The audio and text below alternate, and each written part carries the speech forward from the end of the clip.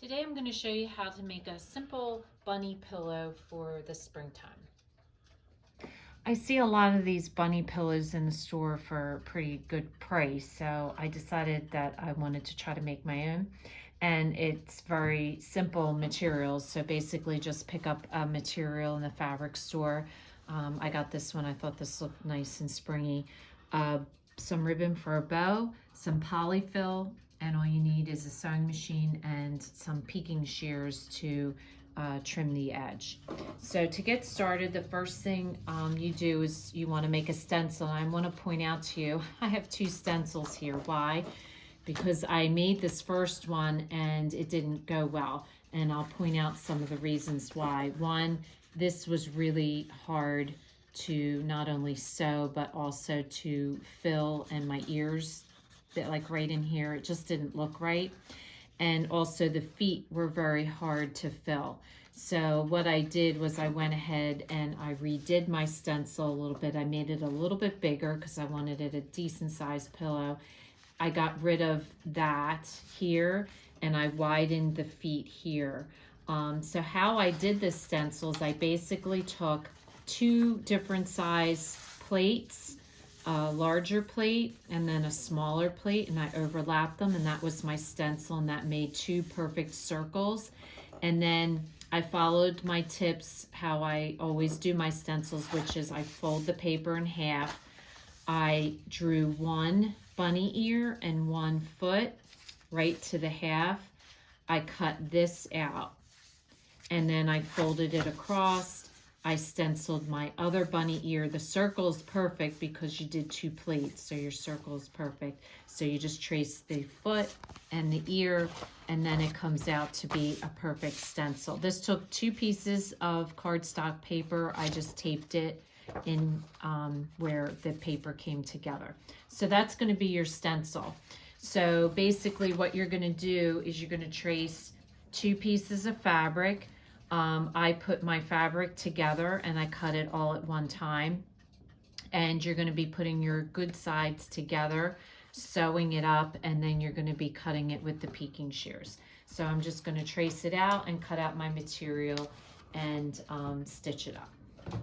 So I've cut the pattern out. I have the good sides facing the outside, and you're going to start sewing up a little bit from the edge because you're going to sew across and we're going to be trimming the outside of it. So you want to make sure you start a little bit above. You want to sew all the way around down to here, leaving this open so that we can fill it with the polyfill. So you're going to start by filling your ears first. Start with small amounts of polyfill. You don't want to put too much in, and you just want to push it up with your finger as far as you can get it to go. And then if you have to, your polyfill comes with a stick for the purpose of stuffing it, but I can fit my finger all the way up. So you just want to do a little bit at a time, so that way you make sure you fill in all the gaps and it doesn't get too hard to fill. And then once you get past the ears, the head, and the body, you can add more in at one time because it's a larger space. I gave you the instruction to start stuffing it first, but what you want to do is trim it with your peaking shears first. It's just easier if you forget. You can do it afterwards, but I recommend doing it before. So you just want to use your shears. You want to start down here, and you just want to trim the edge off. Now, the thing about using your peaking shears is you want to make sure when you start cutting, like see, if you stop, you just want to line up the shears so that you get a nice even cut going all the way up. So you want to overfill your bottom a little bit, because once you sew this, you can kind of push the polyfill back down, but you want to make it flat and put your 2 seams together, and you're just basically going to run the sewing machine across here and then use your peaking shears to trim the bottom.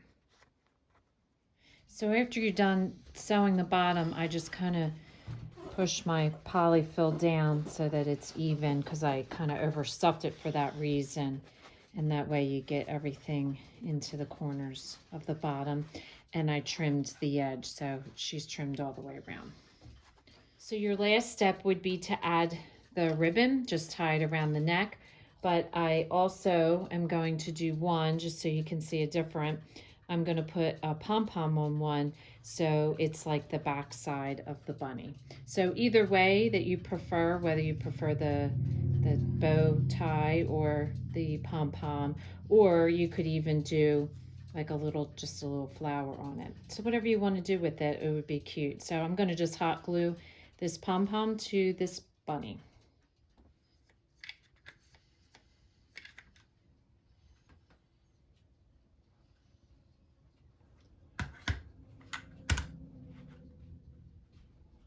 So whether you choose to add the bow or just have it as the bunny's back, I think these turned out really, really cute. So it's a nice way to decorate your sofa for springtime.